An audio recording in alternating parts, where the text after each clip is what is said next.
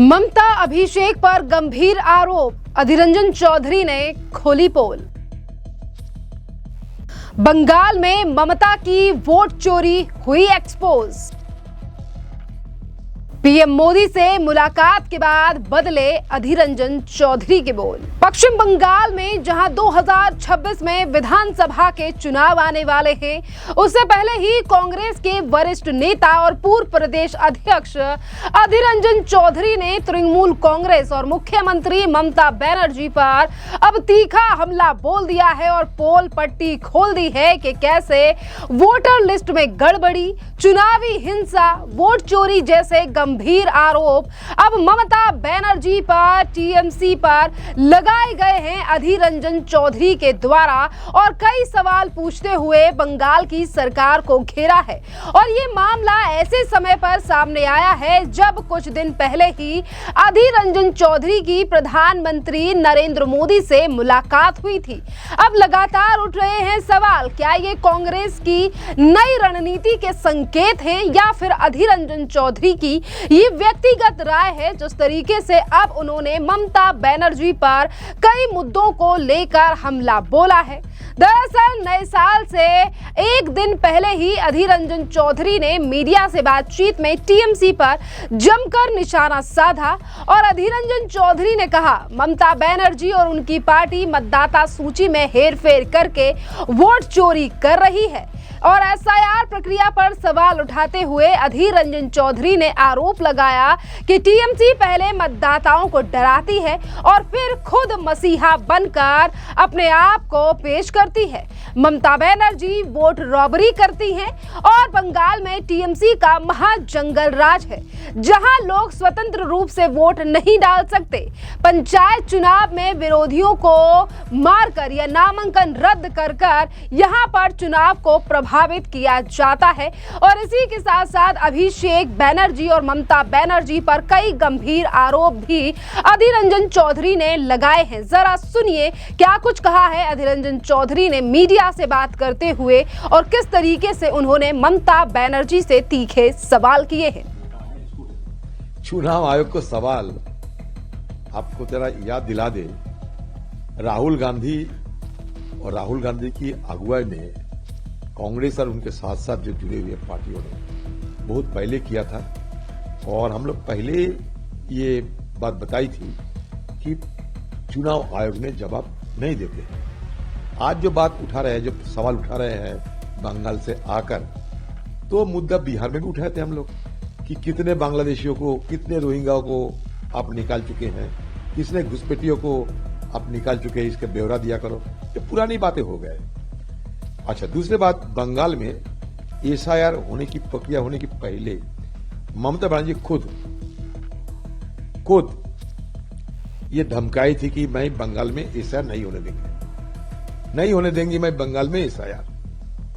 दूसरी बात, सारे बंगाल के ऑफिसर एसआईआर में अगर कोई शामिल होने के लिए कोशिश कर रहे हो तो ये मान के चलो सत्ता मेरे पास है। किसने कही थी? ममता बनर्जी। सत्ता मेरे पास है, मेरे खिलाफ अगर कोई एसआईआर में ज्यादा सक्रिय होने की कोशिश करे तो मैं उनसे जो करना है कर लूंगी। तीसरी बात, सत्तारूढ़ पार्टी के नेतागण और उसमें ये उनके भतीजा भी थे, ये कहने लगे कि बंगाल में एसआईआर, हिम्मत है, खून का नदियां बहा दूंगा। इन्हीं लोगों की, मतलब पहले डराओ लोगों को, डराने का बाद दिखाओ कि तुम्हें हम बचाव कर रहे हैं। डराओ और खुद को बचाओ करने की नाटक करो। आप देखो कब डेलीगेशन लेके आए हैं, जब ये एनुमरेशन और मसौदे एक निकल चुके हैं, फाइनल लिस्ट आने वाला है, मतदाता सूचियों की फाइनल लिस्ट आने वाला है। इस बीच उनका अभी समय हुई कि चलो एक बार घूम के आए दिल्ली। इतने दिन नहीं आए, शुरू में नहीं आए। जब मसौदा निकल चुके उसके बाद आने में क्या फायदा। और दूसरी बात, बंगाल में जितने बीएलओ है, मान लीजिए 80,000 से ज्यादा वहां बूथे हैं, 88,000 लगभग। तो जितने बीएलओ और बीएलओ के मतलब 90 to 95% सरकार की सारे कर्मचारियां हैं। उनका हिम्मत है कि ममता बनर्जी उनके पार्टी के खिलाफ कुछ करने की नहीं है। तो इसलिए अगर चोरी होना है तो चोरी करने के लिए सबसे ज्यादा वहां सतर्क है, सबसे ज्यादा वहां मेहनत करते हैं ये सत्तारूढ़ पार्टी। और इसलिए देखिए दूसरे स्टेट में डिलीशन ज्यादा हुई, बंगाल में तो नहीं हुई बंगाल में उतना ज्यादा। और ममता जी खुद कह रही है मैं केंद्र की सरकार को मैं तो मदद कर केंद्र की सरकार के साथ मैं सहयोगिता करते हुए आगे निकलूंगा। लेकिन ये चालाकी है इन लोगों को। देखो पहले इनको डराया, डराने के बाद जब इनको नाम आ गया तो चलो इस बार दिखाने के चलते चुनाव आयोग में चलो, देखो तुम्हारे बचाव कर दिए हैं। डराओ और बचाओ, मसीहा बनो और मसीहा बनते हुए लोगों को मदद करने की नौटंकी करो।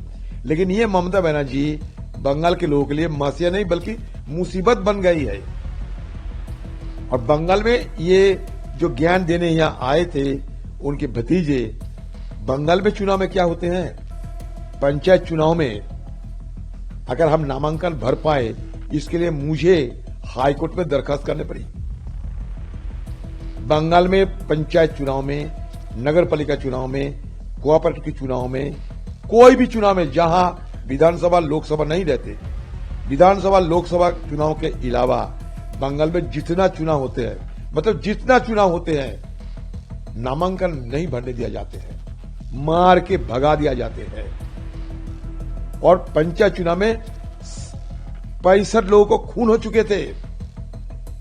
और आज भी ये जो विधानसभा चुनाव होगी ना उसमें भी ये डराने की, धमकाने की और फर्जी वोट डालने की, मृतक वोट डालने की सारे कोशिश होगी। और ये इसके लिए इनके पार्टी काफी संगठित हो चुके हैं क्योंकि इनको यही करना पड़ेगा। हर चुनाव में यही करती है ये लोग। हम तो वोट चोरी की बात करते हैं ना, बंगाल में टीएमसी पार्टी वोट डकैती करते हैं, इतना समय कह रहा हूं। अधीर रंजन चौधरी का बयान आपने सुना, उन्होंने किस तरीके से लंबे चौड़े अपने बयान में कहा है कि ममता बनर्जी पश्चिम बंगाल में वोट चोरी कर रही हैं। और इसी के साथ साथ उन्होंने एसआईआर पर भी ममता बनर्जी सरकार से सवाल पूछा। वहीं 2021 के पंचायत चुनावों का जिक्र करते हुए आपने सुना कि उन्होंने ये तक कहा कि 65 हत्याएं हुई थी और टीएमसी ने इन्हीं का सहारा लिया था कि पहले डराओ और फिर बचाओ। जिस तरीके से लगातार अब अधीर रंजन चौधरी ममता बनर्जी के ऊपर हमलावर हैं, अब सवाल ये उठता है कि अधीर रंजन चौधरी का ये आक्रामक रूप अचानक क्यों? क्योंकि पिछले दिनों ही 30 दिसंबर को अधीर रंजन चौधरी ने दिल्ली में प्रधानमंत्री नरेंद्र मोदी से मुलाकात की थी। और इस मुलाकात में अधीर रंजन चौधरी ने बंगाल के प्रवासी मजदूरों पर हमलों का मुद्दा उठाया और खासकर बीजेपी शासित राज्यों में बंगाली बोलने वालों को घुसपैठिया समझकर प्रताड़ित करने की शिकायत भी की। अधीर रंजन चौधरी ने इसे गैर राजनीतिक बताया, लेकिन सियासी गलियारों में अब लगातार ये कयास लगाए जा रहे हैं कि आखिरकार अधीर रंजन चौधरी अब भारतीय जनता पार्टी के इतने ज्यादा करीब क्यों आ रहे हैं। कई लोग तो इन बयानों को लेकर और उस मीटिंग को लेकर ये तक सोशल मीडिया पर कह चुके हैं, क्या अधीर रंजन चौधरी जल्द ही भारतीय जनता पार्टी का दामन तो नहीं थामने वाले हैं। वहीं अगर हम बात करें बंगाल में कांग्रेस को लेकर, तो देखिए बंगाल में कांग्रेस काफी ज्यादा कमजोर है और टीएमसी से उसकी पुरानी दुश्मनी जग जाहिर है। इंडिया गठबंधन में भी बंगाल में कांग्रेस और टीएमसी अलग अलग चुनाव लड़ी हैं। अधीर रंजन चौधरी लंबे समय से ममता के कट्टर आलोचक रहे हैं। 2024 के लोकसभा चुनाव में भी बहरामपुर सीट से हारने के बाद भी उन्होंने टीएमसी पर हमले नहीं रोके। अब चुनाव से पहले अब जिस तरीके से लगातार कांग्रेस के नेता रणनीति में बदलाव कर रहे हैं और संकेत दे रहे हैं, क्या अब ये जो कांग्रेस का स्टैंड है टीएमसी के खिलाफ है या फिर ये अधीर रंजन चौधरी की फिर एक बार अपनी निजी राय है। वहीं दूसरी तरह का टीएमसी का क्या जवाब होगा? ममता बनर्जी एसआईआर पर पहले से ही केंद्र और चुनाव आयोग पर हमला बोल रही हैं और वो आरोप लगा रही हैं कि बीजेपी वोटर लिस्ट से नाम कटाकर धांधली कर रही है पश्चिम बंगाल में। अब अधीर रंजन चौधरी के बंगालों से बंगाल की सियासत काफी ज्यादा गर्माती नजर आ रही है।